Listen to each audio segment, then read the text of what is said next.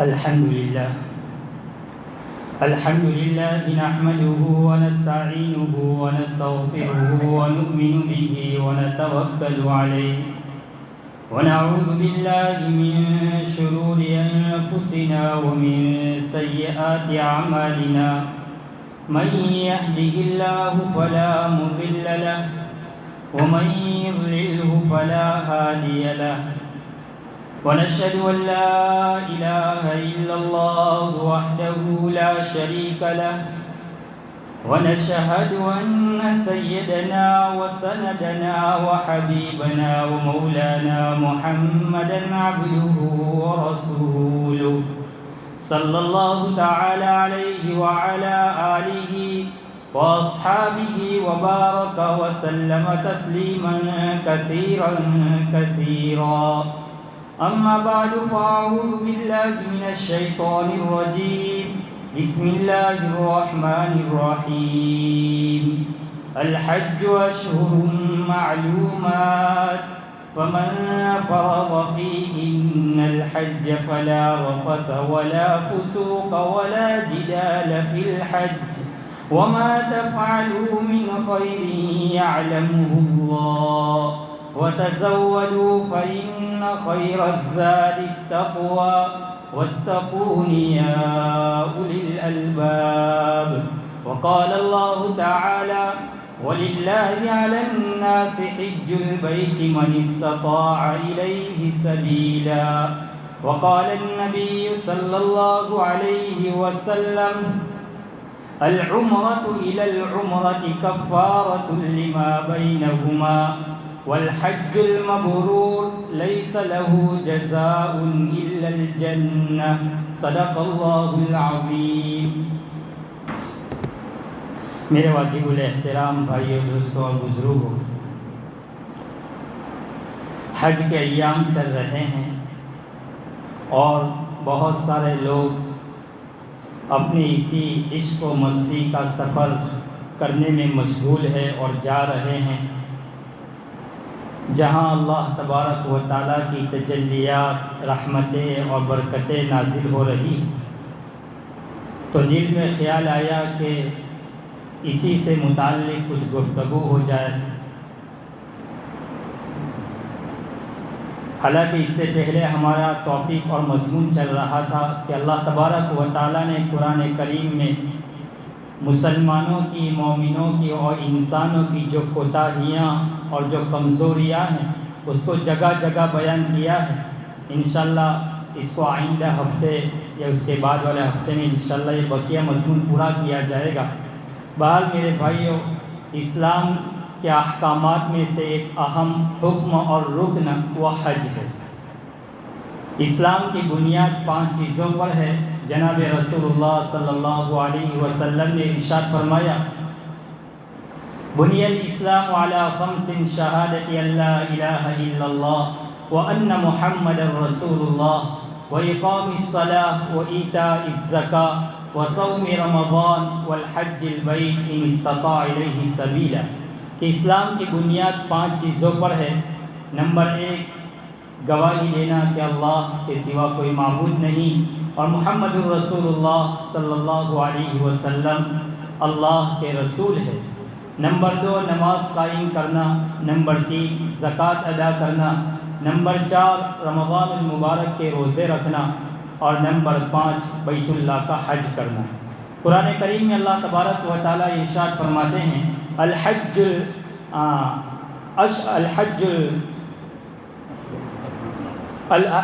اشہر معلومات، کہ حج کے مہینے یہ متعین ہے۔ فمن فرض فیہن الحج فلا رفث ولا فسوق ولا جدال فی الحج، لہذا جن کے اوپر حج فرض ہے تو اس کو چاہیے کہ وہ اپنے آپ کو بیہودہ گفتگو سے، فحش باتوں سے اور لا یعنی باتوں سے، لڑائی جھگڑوں سے، فسق و فجور سے اپنے آپ کو بچائے رکھے۔ وما تفعلوا من خیر یعلمہ اللہ وتزودوا فإن خیر الزاد التقوى، اور اللہ تبارک و تعالیٰ فرماتے ہیں جن کا ارادہ ہے، جو ارادہ کر چکے ہیں، جو جا رہے ہیں، تو انہیں چاہیے کہ وہ اپنے ساتھ بہترین توشہ، تقوی کا توشہ ساتھ لے جائے۔ وَتَزَوَّدُوا فَإِنَّ خَيْرَ الزَّادِ التَّقْوَى، اور بہترین توشہ یہ تقوی کا توشہ ہے. وَاتَّقُونِ يَا أُولِي الْأَلْبَابِ، اور یہ عقل مند والوں کے لیے، عقل مندوں کے لیے یہ نصیحت ہے. تو اس آیت کریمہ میں اللہ تبارک و تعالیٰ نے ارشاد فرمایا کہ جن لوگوں کے اوپر بیت اللہ کا حج فرض ہے، ان کو انہیں چاہیے کہ اپنے اس سفر میں فسق و فجور سے اور فحش باتوں سے، لا یعنی باتوں سے اور لڑائی جھگڑوں سے اپنے آپ کو دور رکھے. دوسرے مقام پر اللہ تبارک و تعالیٰ فرماتے ہیں وَلِلَّهِ عَلَى النَّاسِ حِجُّ الْبَيْتِ مَنِ اسْتَطَاعَ إِلَيْهِ سَبِيلًا، لوگوں کو چاہیے کہ وہ اللہ کے لیے حج کرے. کن لوگوں کے لیے؟ جو بیت اللہ تک جانے کی استطاعت رکھتا ہو. وَمَنْ كَفَرَ فَإِنَّ اللَّهَ غَنِيٌّ عَنِ الْعَالَمِينَ، اور جو شخص ناشکری کرے، انکار کرے، تو یاد رکھو اللہ بے نیاز ہے جہاں والوں سے. تو اس آیت کریمہ میں اللہ تبارک و تعالیٰ نے فرما دیا کہ ساری انسانیت کے اوپر حج فرض نہیں ہے، صرف ان لوگوں کے اوپر حج فرض ہے جو بیت اللہ جانے کی استطاعت اور طاقت رکھتا ہو. دو عبادتیں ایسی ہیں جو ہر ایک کے اوپر لازم ہے، چاہے وہ امیر ہو، چاہے وہ غریب ہو، چاہے وہ فقیر ہو، چاہے وہ بادشاہ ہو، ہر ایک کے اوپر ضروری ہے اور لازم ہے. ایک ہے نماز اور ایک ہے روزہ. اور دو عبادتیں ایسی ہیں جو صرف مالدار اور غنی اور مالدار اور بڑے لوگوں کے اوپر فرض اور ضروری ہے، غریبوں کے اوپر نہیں ہے. اور وہ ہے، ایک ہے زکوٰۃ ادا کرنا اور ایک ہے بیت اللہ کا حج کرنا. اب بیت اللہ کا حج کن لوگوں کے اوپر ہے؟ آج کے دور میں فرماتے ہیں جو شخص صاحب استطاعت ہو، یہاں سے اپنے گھر سے بیت اللہ تک کے جانے کا ان کے پاس خرچ ہو، وہاں جتنے ایام رہے اتنے دنوں کے ان کے پاس خرچہ ہو، اور پیچھے جو اپنے بال بچوں کو چھوڑ کر جا رہا ہے ان کے لیے بھی یہاں خرچہ موجود ہو، ایسے شخص کے لیے حج کرنا فرض اور ضروری ہے. اور جو شخص اس کی استطاعت نہیں رکھتا ہے، طاقت نہیں رکھتا ہے، تو پھر اس کے اوپر بیت اللہ کا حج فرض اور ضروری نہیں ہے. اگر اللہ نے دیا ہے تو ہر شخص کو چاہیے کہ وہ اس فریضہ حج کو ادا کرے. یاد رکھو جو شخص صاحب استطاعت ہو اس کے باوجود وہ حج نہ کرے، جناب رسول اللہ صلی اللہ علیہ وسلم نے ایسے لوگوں کے بارے میں سخت وعید اور کلمات فرمائے ہیں. فرمایا ایسا لوگ جن کے اوپر حج فرض ہو اور وہ حج نہ کرے، ان کو چاہیے کہ وہ چاہے نصرانی ہو کر مر جائے، چاہے وہ عیسائی ہو کر مر جائے. اس لیے میرے بھائیوں، اگر اللہ نے دیا ہے تو انسان کو چاہیے کہ وہ اس فریضہ حج کو ادا کرے اور نیت کرے.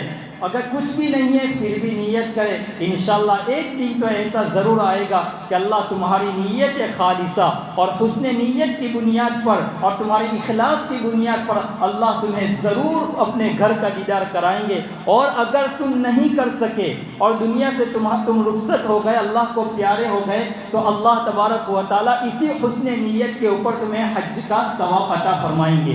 حضرت مفتی تقی عثمانی دامت برکاتہم العالیہ نے اپنی یادیں اس میں حضرت نے تذکرہ کیا ہے. فرمایا ہماری بڑی ہمشیرہ یعنی مفتی صاحب کی جو بڑی بہن تھی، فرمایا ایک مرتبہ والد صاحب رحمۃ اللہ علیہ یعنی مفتی محمد شفیع عثمانی رحمۃ اللہ علیہ کے پاس آئے اور فرمایا اب والد صاحب سے کہنے لگے کہ مجھے حج کو جانا ہے اور حج کا ارادہ ہے. تو والد صاحب نے فرمایا کیا تم نے اس کے لیے کوئی تیاری بھی کر رکھی ہے؟ فرمایا کوئی تیاری نہیں ہے. فرمایا پھر تیاری کچھ نہیں ہے تو پھر کیسا شوق ہے؟ فرمایا کیا تم نے اس کے لیے کچھ پیسے جمع کر رکھے ہیں؟ فرمایا ایک پیسہ بھی نہیں ہے. تو فرمایا تم کس زبان سے کہہ رہے ہو کہ مجھے شوق ہے؟ یہ تو صرف زبانی شوق ہے، یہ تو صرف زبانی تم کہہ رہے ہو، تمہیں اس کے لیے کچھ تیاری بھی تو کرنی چاہیے. فرمایا کچھ بچتا ہی نہیں تو میں کیا جمع کروں؟ فرمایا ایک آنا بھی نہیں بچتا. فرمایا اتنا تو بچ سکتا ہے. فرمایا اتنا ہی جمع کر لو. فرمایا میرے پاس کچھ نہیں ہے. اس اللہ کی بندی نے کچھ اپنے پاس جمع کرنے کی شروعات کی تو 65 روپیہ ہوئے، 65 روپے ہوئے. اور اس کے بعد فرمایا ان کا انتقال ہو گیا اور وہ اللہ کے گھر ان کو زیارت نصیب نہیں ہوئی.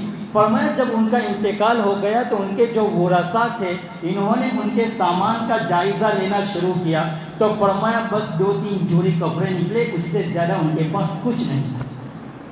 جب مفتی شفیع صاحب جب گھر گئے اور جب یہ سب دیکھا تو ایک تھیلا تھا اور اس تھیلے کے اوپر لکھا ہوا تھا کہ یہ حج کی رقم ہے، اور اس تھیلے کو نکال کر جب دیکھا تو اس میں 65 روپے تھے۔ مفتی تقی عثمانی صاحب فرماتے ہیں کہ ہمارے والد صاحب رحمۃ اللہ علیہ جب اس واقعے کو بیان کرتے تو اپنی آنکھوں سے آنسو جاری ہو جاتے تھے کہ واقعتاً میری بیٹی بڑی تنگ دست اور بڑی ایسے تنگی کے حالات گزر کر دنیا سے رخصت ہو گئی، اور وہ جو یہ کہتی تھی کہ میرے پاس کچھ بچتا ہی نہیں، وہ صحیح میں کہہ رہی تھی۔ اور وہ جو 65 روپیہ تھے، حضرت مفتی تقی عثمانی صاحب فرماتے ہیں ہمارے والد صاحب نے اس میں اضافہ کر کے ان کی طرف سے حج بدل ادا کروایا۔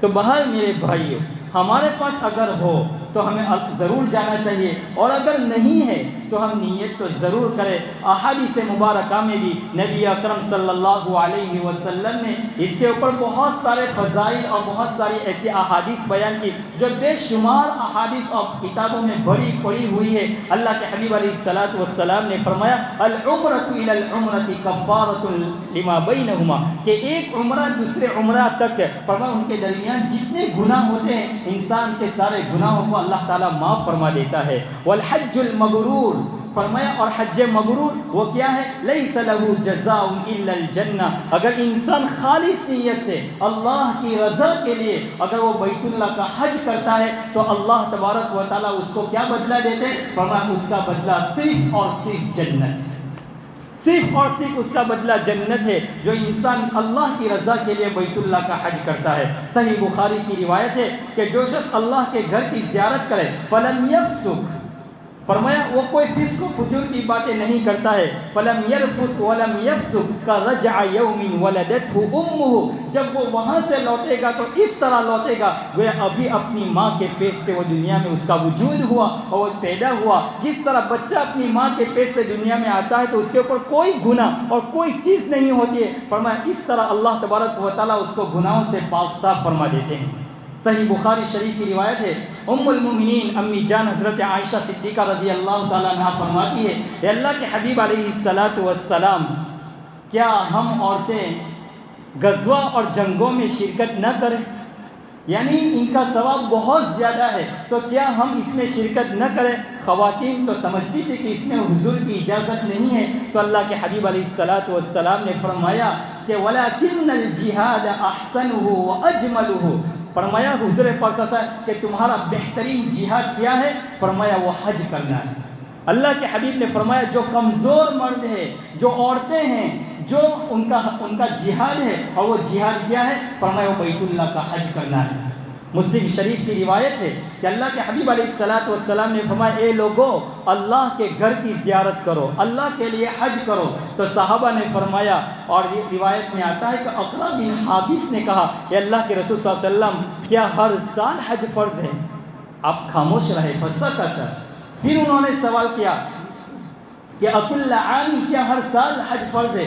آپ نے پھر خاموش رہے۔ تیسری مرتبہ پھر سوال کیا، حضور پاک صلی اللہ علیہ وسلم نے فرمایا لا، فرمایا ہر سال حج فرض نہیں ہے، زندگی میں صرف ایک مرتبہ حج فرض ہے۔ اس کے بعد آگے حضور پاک صلی اللہ علیہ وسلم نے فرمایا وَلَوْ قُلْتُ، اگر میں کہہ دیتا نعم تو سمجھ لو تمہارے اوپر ہر سال حج کرنا فرض ہو جاتا، پھر تم اس پریشانی میں اور مشکلی میں پڑ جاتے اور تم اس عبادت کو ادا نہ کر سکتے، اور پھر اللہ تبارک و تعالیٰ کی طرف سے تمہارے پاس حالات آتے۔ اس وقت یہ آیت کریمہ نازل ہوئی، یا ایھا الذین آمنوا لا تسألوا عن اشیاء ان تبد لکم تسؤکم، کہ یاد رکھو تم سے پہلے جتنی قومیں آئی اور جو اللہ نے انہیں ہلاک کر دیا وہ اسی بنیاد کے اوپر کہ وہ اپنے نبیوں سے کثرت سوال کرتے تھے، بہت زیادہ سوال کرتے تھے۔ فرمایا تم مجھ سے نہ پوچھا کرو، سوال نہ کیا کرو، جب کوئی چیز فرض ہوگی، واجب ہوگی تو میں خود تمہیں بتلا دوں گا کہ یہ چیز فرض ہے، تم سوال نہ کرو۔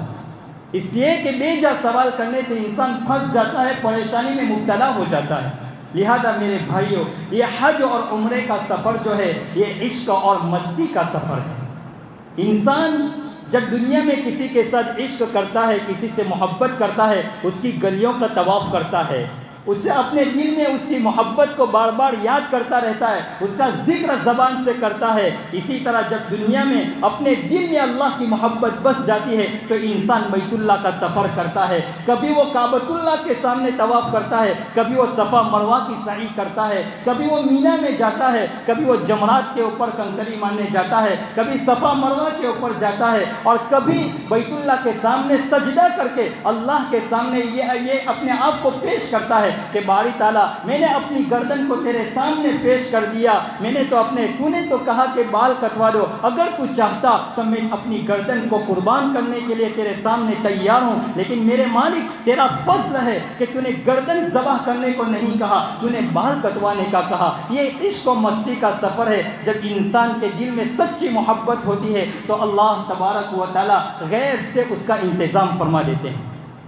مالک بن دینار رحمۃ اللہ علیہ فرماتے ہیں کہ ایک مرتبہ بالکل چلچلاتی دھوپ اور سخت دھوپ کے اندر میں کسی کام کی وجہ سے میں گھر سے باہر نکلا تو میں نے ایک شخص کو دیکھا کہ اس کے دونوں پاؤں نہیں ہیں، اور وہ سخت دھوپ میں بالکل سفر کر رہا ہے اور جا رہا ہے۔ میں نے ان کو دیکھا تو میں نے کہا اللہ کے بندے اتنی سخت دھوپ کے اندر میں تو کہاں جا رہا ہے؟ فرمایا میں تو حج کے لیے جا رہا ہوں۔ فرمایا تو میرے گھر میں چلا، تھوڑی دیر آرام کر، جب دھوپ ختم ہو جائے اس کے بعد چلے جانا۔ فرمایا مالک بن دینار اللہ نے تمہیں پیر دیے ہیں، تم اپنے پاؤں کے ذریعے جلدی پہنچ جاؤ گے، میرے تو پیر نہیں ہیں، مجھے بہت دیر لگے گی۔ تو مالک بن دینار رحمۃ اللہ علیہ نے فرمایا کہ میں تمہارے لیے سواری کا انتظام کر دوں گا، بہترین گھوڑے کا انتظام کر دوں گا، تم سب سے پہلے اور جلدی پہنچ جاؤ گے۔ اور تو فرمانے لگے مالک بن دینار میں تمہیں بڑا عقل مند سمجھتا تھا، اور میں تمہیں بڑا ذہین اور بڑا اللہ والا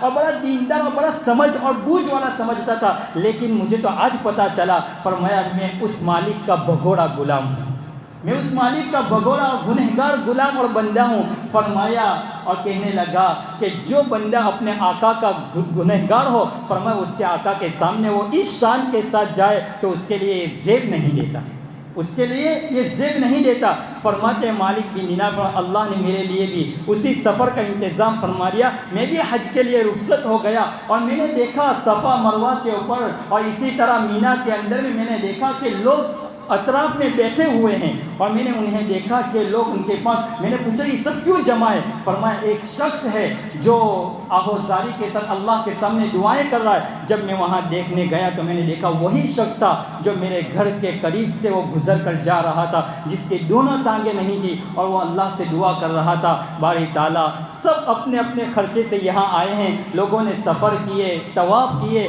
صفا مروہ کی سعی کی، میرے مالک سب نے سب ارکان ادا کر دیے اور سب اب قربانی کرنے جا رہے ہیں۔ میں تیرے اس بندے کے پاس سوائے 2 کپڑے کے اور کچھ نہیں ہے، میرے مالک تو میں اپنے آپ کی اور میری گردن کو تیرے حوالے کر دیتا ہوں، بس تو میری روح کو قبول فرما لے، اور اسی دربار اور اسی جگہ کے اوپر تو مجھے موت نصیب فرما دے۔ مالک بن دینار رحمۃ اللہ علیہ فرماتے ہیں یہ آہوزاری کے ساتھ وہ دعا کر رہے تھے، اور میں نے اپنی آنکھوں سے دیکھا کہ وہ تڑپتا ہوا اللہ کو پیارا ہو گیا۔ تو میرے بھائیوں، اگر ہمارے دل میں حقیقت میں حسن نیت ہو، اخلاص ہو، اور واقعتاً ہمیں داعیہ ہو، تو اللہ تبارک و تعالیٰ غیب سے انتظام فرما دیتے ہیں۔ یہ جو سفر حج ہے یہ مال اور دولت کے اوپر نہیں ہوتا ہے۔ بہت سارے لوگ کہتے ہیں ارے میرے پاس وقت نہیں ہے، مجھے جانا نہیں ہے۔ ایسا نہیں ہے، اللہ کو تیرا آنا پسند ہی نہیں ہے، اللہ نہیں چاہتا کہ تو میرے گھر کا دیدار کرے۔ بہت سارے لوگ مسجد سے دور ہے اور وہ چاہتے کہ میرے پاس وقت نہیں، اللہ نہیں چاہتا کہ تیری پیشانی میرے در کے اوپر تیری پیشانی جھکے اور تو میرے گھر کی زیارت کے لیے آئے۔ اللہ جب کسی سے چاہتا ہے تو غیب سے اس کا انتظام فرما دیتا ہے اور سارے اسباب اس کے لیے مہیا کر دیتے ہیں۔ اللہ تبارک و تعالی ہم سب کو اپنے گھر کی زیارت نصیب فرمائے، وہاں کا دیدار نصیب فرمائے، وہاں رہنا مقدر فرمائے، وہاں جینا مقدر فرمائے، اور وہاں موت نصیب فرمائے، اور قیامت کے دن اپنے نبی کے پیچھے اٹھنا ہم سب کو نصیب فرمائے، اور اپنے نبی کے ہاتھ سے حوض کوثر سے جام کوثر ہم سب کو اللہ تبارک و تعالی نصیب فرمائے۔ وآخر دعوانا ان الحمد للہ رب العالمین۔